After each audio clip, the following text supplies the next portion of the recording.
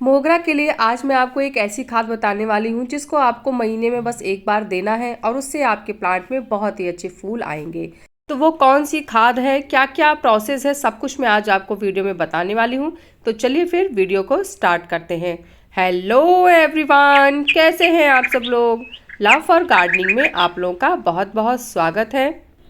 तो आप लोगों के काफ़ी कमेंट आ रहे थे कि मोगरा के एक या दो ही फूल आ रहे हैं, गुच्छों में फूल नहीं आ रहे हैं, या फूल आ रहे हैं तो वो झड़ जा रहे हैं, टिक नहीं रहे हैं। तो मैंने सोचा कि चलिए मैं आपको इसके बारे में भी कुछ टिप दे दूंगी कि क्या प्रोसेस करना है जिससे फूल के जो कली है वो बड़ी आए, फूल बड़ा खिले और वो झड़े ना, जब वो सूख जाए उसके बाद ही हटे हमारे प्लांट से। तो देखिए मैं एक चीज़ बताती हूँ। आप देखिए मेरे यहाँ भी मिट्टी में आपको फूल दिख रहे होंगे नीचे गिरे हुए। तो क्या होता है कि मोगरा के प्लांट के जो फूल होते हैं वो बहुत नाजुक होते हैं, तो ज़्यादा तेज़ हवा जब चलती है तो ये फूल अपने आप ही झड़ जाते हैं। लेकिन जैसे हवा की वजह से नहीं, ये वैसे ही झड़ जा रहे हैं, जैसे खिले तुरंत ही झड़ जा रहे हैं। तो उसके लिए क्या खाद है वो भी मैं आपको बताऊंगी। लेकिन अगर हवा से वो गिर रहे हैं तो फिर आपको उतना टेंशन लेने की ज़रूरत नहीं है। ये थोड़े नाजुक होते हैं, ज़्यादा तेज़ हवा चलती है तो झड़ने लगते हैं। इस समय हमारे यहाँ बहुत तेज़ तेज़ हवाएं चल रही हैं, तो फूल ज़्यादा दिन तक टिकते नहीं हैं, वो अपने आप ही झड़ के गिर जाते हैं। लेकिन हवा की वजह से नहीं, वो अपने आप ही गिर रहे हैं, जैसे खिले और तुरंत ही गिर गए। तो वो एक रीज़न है कि उसमें किसी चीज़ की कमी है। तो वो क्या है वो मैं अभी आगे आपको बताऊंगी। अभी पहले मैं आपको कटिंग के बारे में बता रही हूँ कि जैसे ही फूल आपके खिल के सूख जाए तो आपको ना एक दो पत्तियाँ का जो नोट होता है उसे छोड़ के प्लांट की कटिंग कर देनी है। कटिंग करने से क्या होगा कि जितना आप कटिंग करेंगे उतनी मल्टीपल ब्रांचेस निकलेंगे, और जो कटिंग आपकी निकलती है आप चाहें तो उसको ग्रो भी कर सकते हैं। ये कटिंग से भी बहुत ईजिली ग्रो हो जाता है। बस आपको क्या ध्यान रखना है कि जब प्लांट की कटिंग प्रूनिंग करें तो आपको वो प्लांट की कटिंग करनी है जिसमें फूल खिल के सूख गए हैं, या फिर वो प्लांट की कटिंग को करना है जहाँ पे स्टेम बहुत ज़्यादा पतली है। ऐसी पतली स्टेम्स में जब न्यू ग्रोथ होती है तो वो भी पतली ही निकलती है। तो आपको कोशिश करना है कि मोटी मोटी स्टेम्स हमारे प्लांट से ग्रो करें। उसके लिए आपको कटिंग प्रूनिंग हमेशा करते रहना होगा, उसी से मल्टीपल ब्रांचेस निकलते हैं। ये देखिए मैंने इतने जो पत्ते थे और जो ब्रांचेस थी वो मैंने कट कर ली हैं। हाँ, आपको वो लीव्स भी हटा देनी है जो आपको लग रहा है कि बहुत ज़्यादा ओल्ड हो गई हैं, या थोड़ा सा उसमें कुछ इन्फेक्शन है इस टाइप की। इसमें इंसेक्ट तो वैसे बहुत ज़्यादा नहीं लगते हैं, लेकिन बरसात के मौसम में कभी कभी मैंने कुछ कीड़े देखे हैं इसमें, खासकर वो जो पत्ते खाने वाले कीड़े होते हैं वो इसमें कभी कभी लग जाते हैं।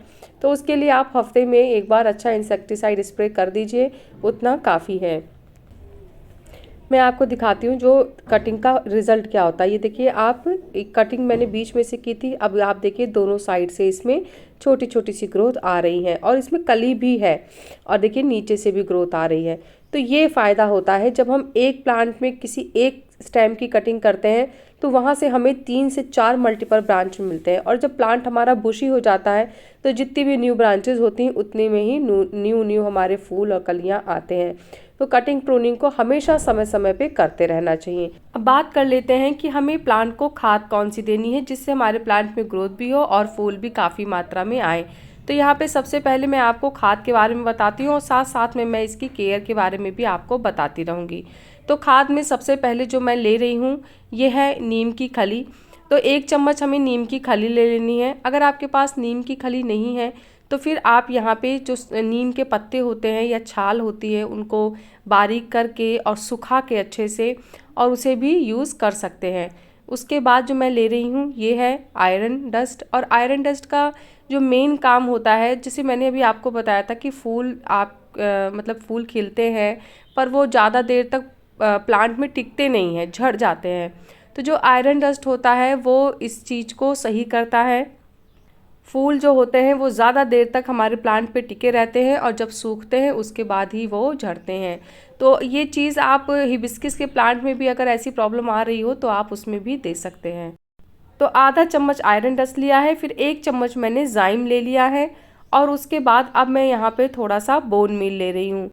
बोन मील क्या करता है कि जो प्लांट की जड़ें होती हैं उनको बहुत मजबूत बनाता है। तो जो 1 चम्मच बोन मील है वो 2 महीने के लिए काफ़ी है, और जो आयरन डस्ट है वो भी आप 2 से 3 महीने में फिर से रिपीट कर सकते हैं। हर महीने आपको आयरन डस्ट और बोन मील देने की ज़रूरत नहीं है, क्योंकि इस समय हमारे यहाँ बहुत ज़्यादा बारिश हो रही थी, तो जो प्लांट थे उनकी मिट्टी में काफ़ी दिनों से पानी था, तो इसीलिए मैंने यहाँ पे लगभग 2 से 3 ग्राम फंगिसाइड का इस्तेमाल किया है। अगर आपके यहाँ ये प्रॉब्लम नहीं चल रही थी तो फिर आप इसे स्किप कर सकते हैं, लेकिन हम लोगों के यहाँ इस समय लगभग 10-15 दिन से 1 दिन 2 दिन छोड़ के डेली बारिश हो रही है। तो ऐसे में क्या हो रहा है, मिट्टी सूख नहीं पा रही है, तो फंगस लगने के बहुत ज़्यादा चांसेस होते हैं।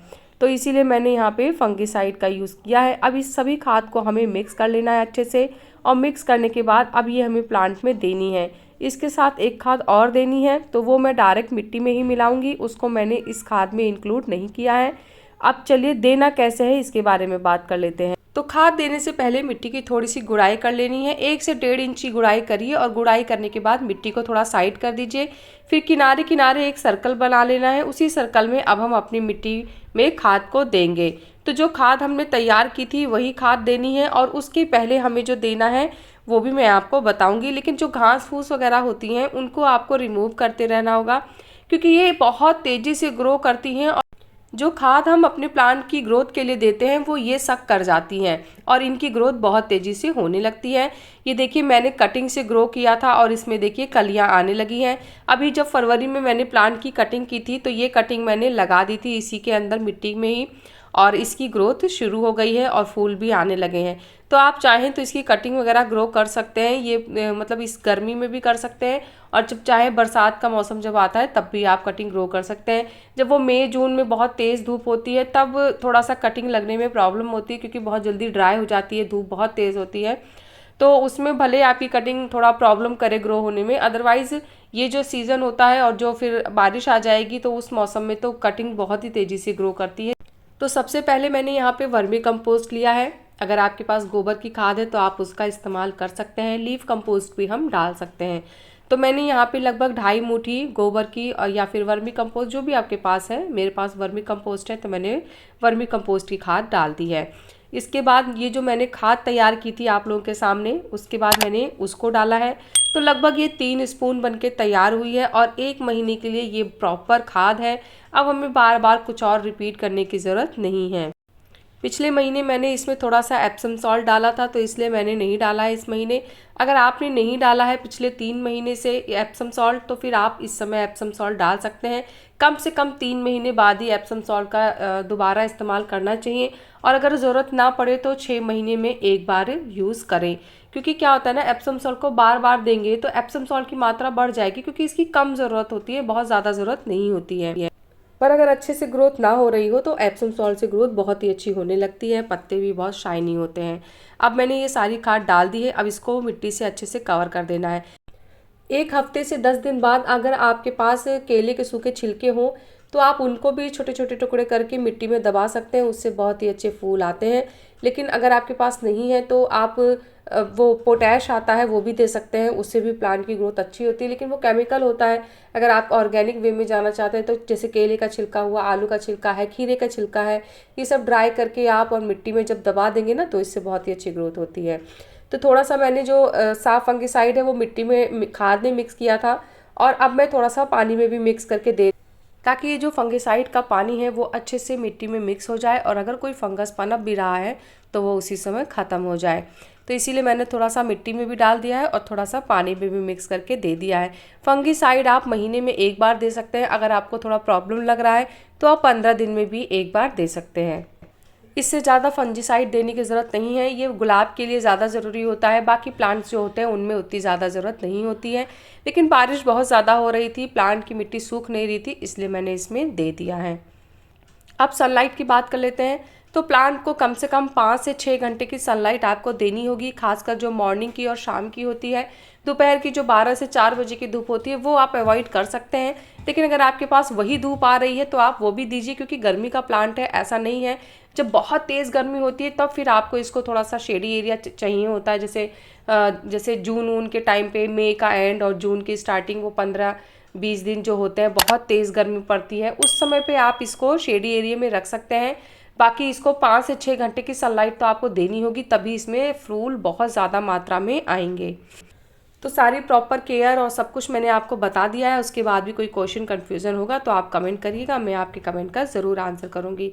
कैसा लगा मेरा आज का ये वीडियो मुझे ज़रूर बताइएगा। अगर आपको वीडियो पसंद आया है तो वीडियो को लाइक करिएगा, चैनल को सब्सक्राइब करिएगा और प्लांट से रिलेटेड अगर कोई भी क्वेश्चन आपके माइंड में है तो आप कमेंट के थ्रू मुझसे बात कर सकते हैं। मिलते हैं फिर नेक्स्ट वीडियो में, तब तक के लिए बाय, टेक केयर।